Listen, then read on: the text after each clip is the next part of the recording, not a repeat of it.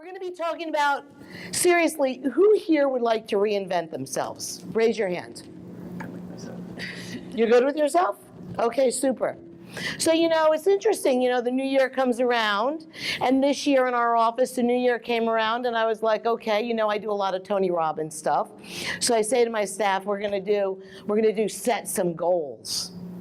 And I hand them this thing, and I said, we're going to write our goals down, and we're going to, basically like do a vision board thing, and we're going to, reinvent ourselves. And it was quite interesting because, we get so excited in the new year, don't we? We're like, oh yeah, I'm going to set these goals. I'm going to go to the gym. I'm going to, save money, all this stuff. So we're going to talk about that tonight on how to reinvent ourselves. But before we get started, this is my grandmother, Mom B. So the reason why we called her Mom B was because the first grandchild, my cousin Lisa, couldn't say grandma. She could only say mom. And then we added B. So we always called her Mom B. And when I think of Mom B, I think of her when her and my grandfather retired at a farm in Erie, Pennsylvania. And they bought a couple horses so the grandkids could come, and every summer we'd go to the farm. And I remember my grandmother because she looked just like this. She would sit in this big chair, and she would play solitaire, and she always had a Benson and Hedges in her mouth. Always. And she would do crossword puzzles, and right there in this picture is logic puzzles. It was interesting. I had to get a picture, and I texted my family, and my cousin sent me this the other day. And I was like, yes, that's just how I remember Mom B. And she had a photographic memory. It was amazing. Jeopardy Beyond, she'd get every single answer. And I just loved her so much. And we'd go to the farm, and they had this blue station wagon, and there'd be like 8 of us up there, and we'd like pile into the station wagon, and it would take us like an hour to get out. And my grandfather would take this, remember Maxwell House, still there's Maxwell House. It was a blue coffee can, and he would bring it into the station wagon, no seatbelts, nothing, right? We'd all pile. You could barely fit in there, and we'd go on a trip somewhere. And we'd have the coffee can, because he says, if anyone has to take a pee, you're peeing in the coffee can. And we did. Okay, because he wasn't stopping, right? So my grandmother, she always wanted to lose weight. She always felt fat. She wasn't fat to me. I loved her. I didn't think of fat and any of that stuff, right?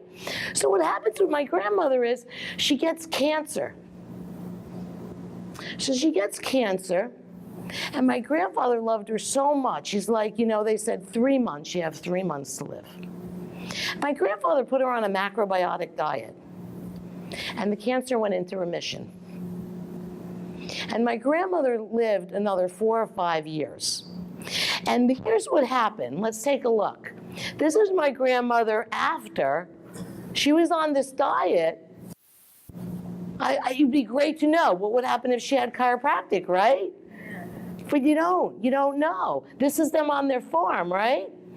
And what happened is that after, and the interesting thing was, I always remember, we'd get bacon, and it'd be in a box, and it'd be so thick, and she'd throw it in, and we'd have Kentucky Fried Chicken once a week. And like when I go by a Kentucky Fried Chicken place, I think of my grandmother, it's comfort food, right?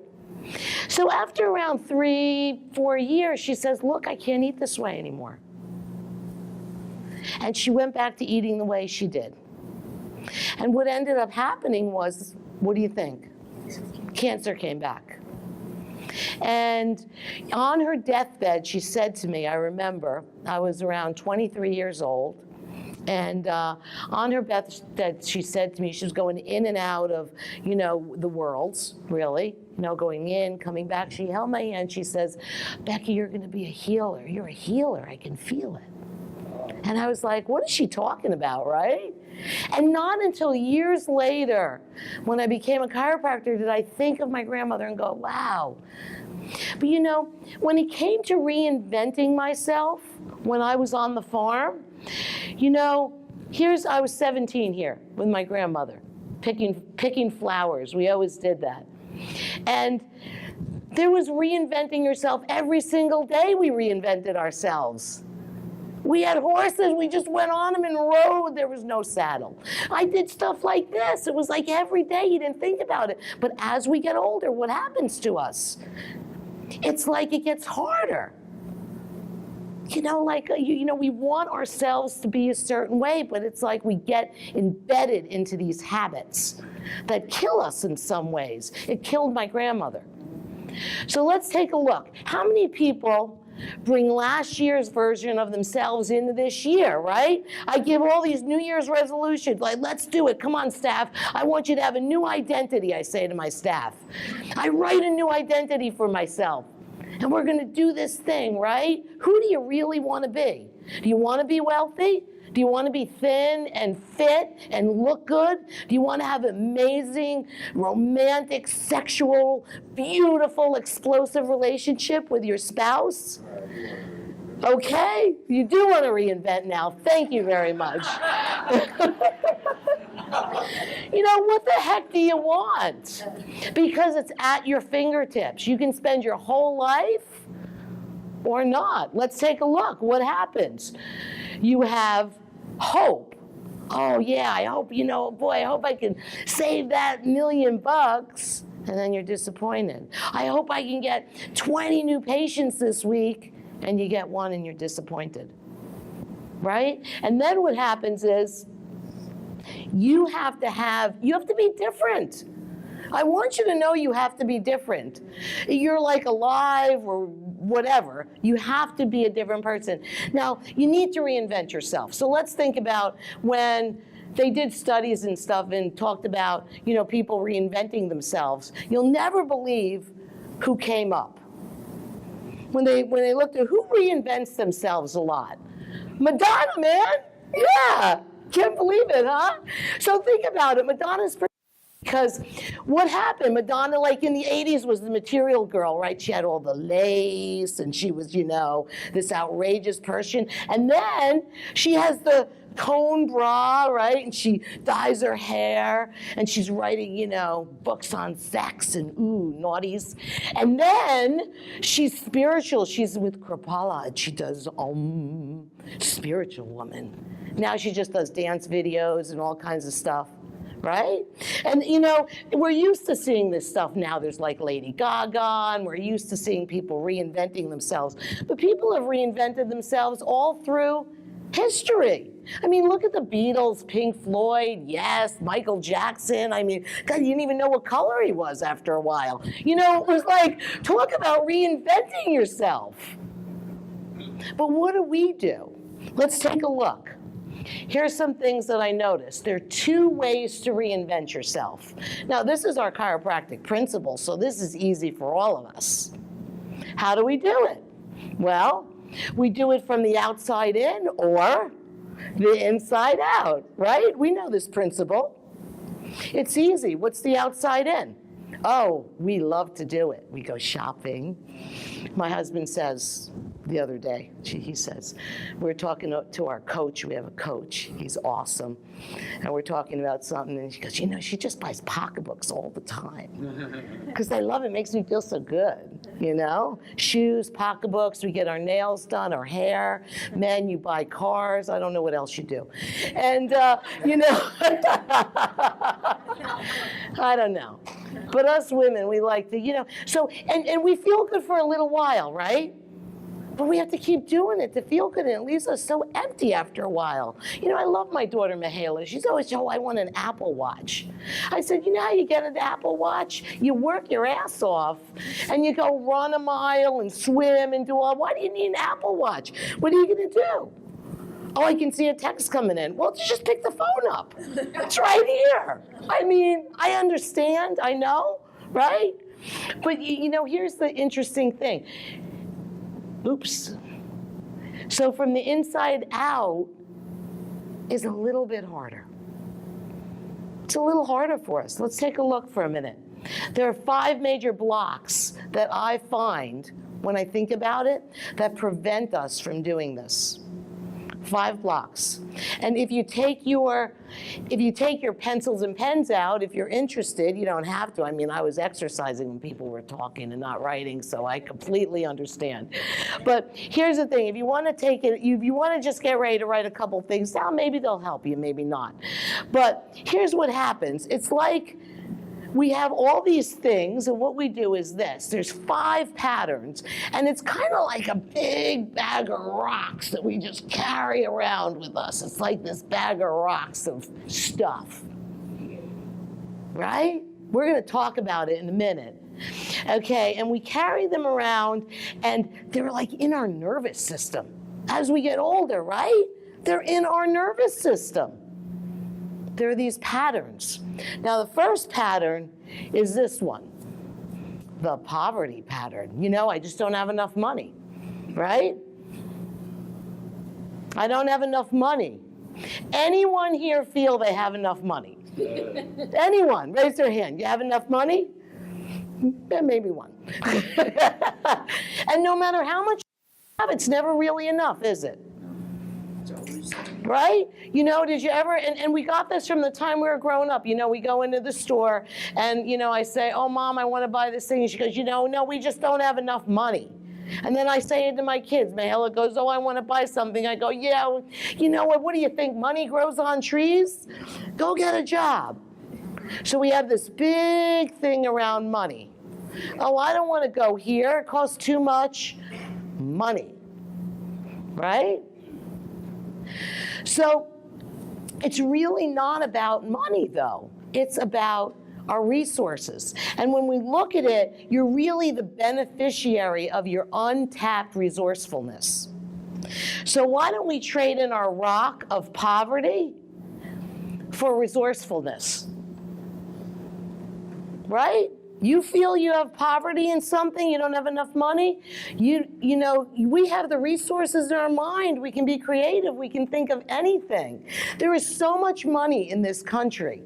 It's amazing. And there's so much we can do. So much. The next one, the busyness pattern. Oh. Let's look at this, the busyness pattern. You know, people are so busy. They're busy morning, noon, and night. Right? I can't do it. I am just so busy. Let's look at this for a minute here. So what happens is that in my office, I find this happening.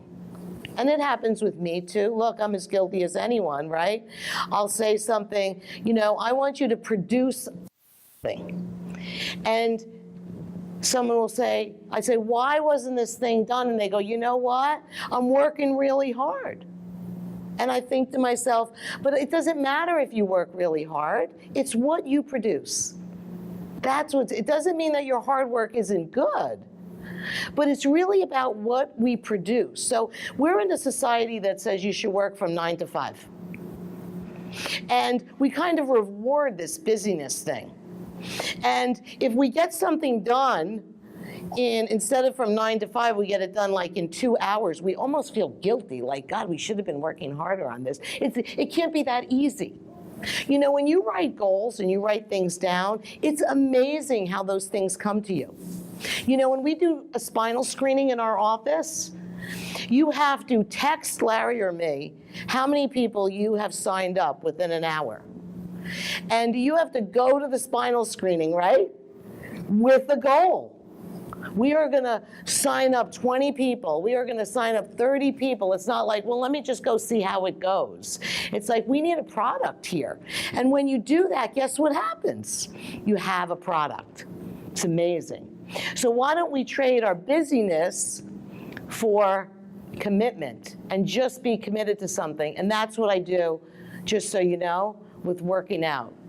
And that's one of the reasons I work out, and I'll explain that on one of my other ones,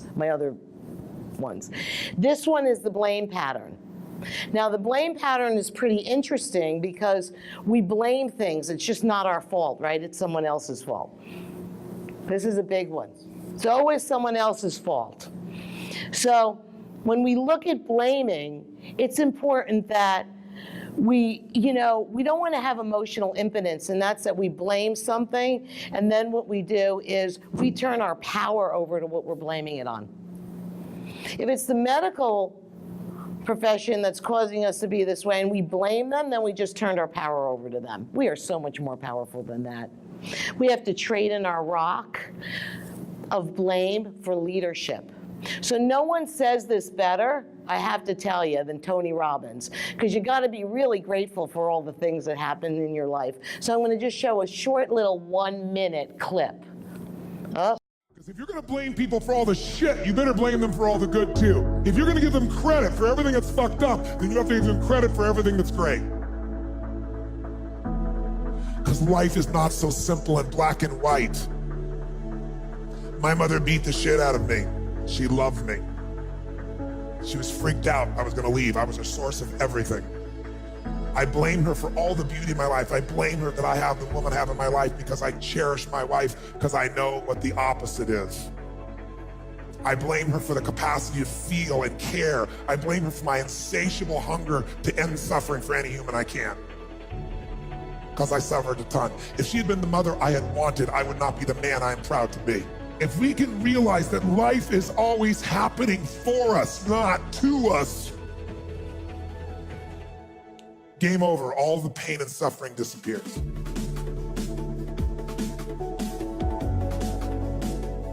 Okay, number 4, and I'm a little behind, but this one is the procrastination pattern. All right, now, the interesting thing with the procrastination pattern is that we just keep putting things off. And that's one of the things I really want you guys to know if you're going to reinvent yourself. And don't put it off. Don't do it tomorrow. Do it today. And now is going to be your word you're going to use. Just do it now. And you can trade in the rock of procrastination that you carry around for action. Just do it.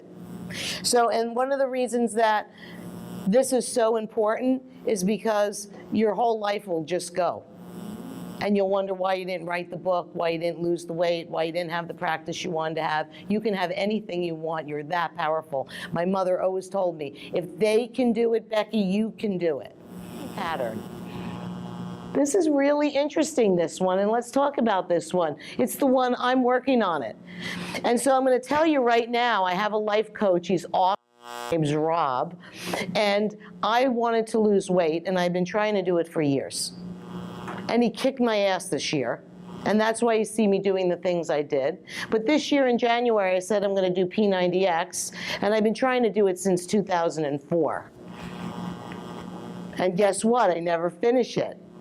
And there's 3 sections to it, 30, 60, 90. And I always just stay on the first section, and I'm on day, I think, 26 today.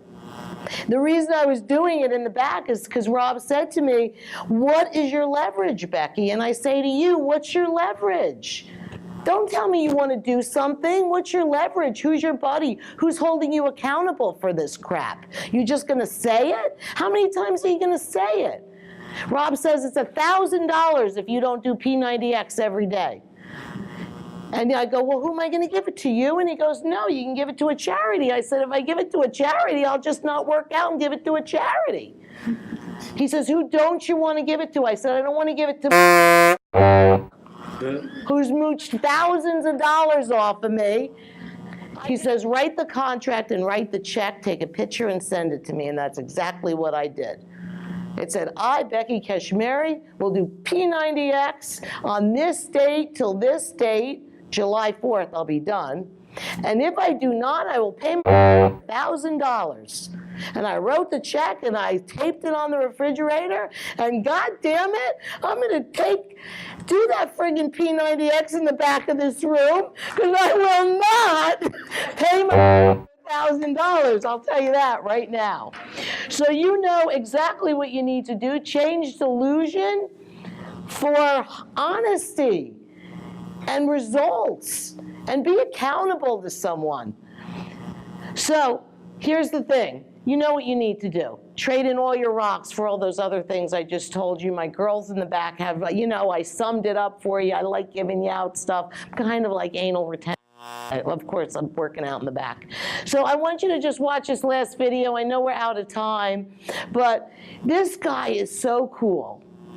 His name is, oh God, I just went, Jason Silva. And he's so cool. And you know what they say? You know what? You can't change your past. But you can. Listen to Jason. So here's an interesting thought experiment. Do we have the capacity to change the past? Now, at first, this sounds like a contradiction, a total paradoxical idea. I mean, how could you change something that already happened? But think about it. Why does the past matter at all? What do we get to keep from something that already happened? Well, we get to keep the memory, right? Supposedly either the bliss or the trauma. It's really the memory that we're talking about here, the story that runs on a loop in the back of our minds of what has happened. And somehow, the fact that what has happened has shaped us and will shape our future. We feel, in a way, haunted or condemned to be a certain way because of what has happened to us. Epigenetics tells us that we are the sum of our experiences, that our cells are a technology that turns experience into biology, that everything that happens to us lays itself like tire tracks, tattooing itself across our body mind and literally making us the product of what has come before. And yet, here's something amazing. Our cognitive framing, our interpretation, our use of rhetoric and language to frame our past experiences can actually allow us to change our very past experience. So the story we tell, the story we choose to tell about what has happened can change what has happened.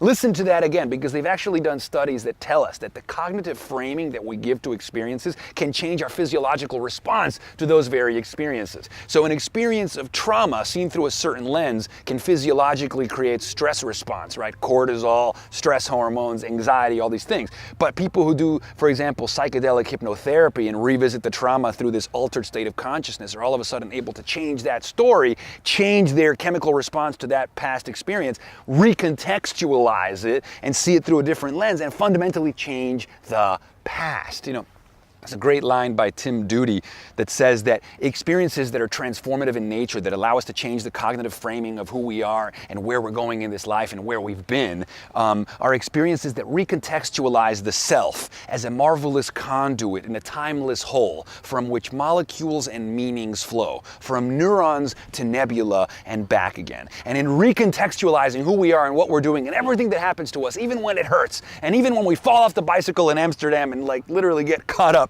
the fact of the matter is that story has now rendered me a stronger being. It is something that has happened and that I have overcome. I have not choked on my introversions. I have in fact reworked the experience and output it in a work of art. I am more than what I was because of what has happened to me. And this decision, right, this decision to lend that cognitive framing, to lend that interpretation to a traumatic experience of the past has allowed me to change the past and therefore to sort of change my future and decide my fate. I design, therefore I become.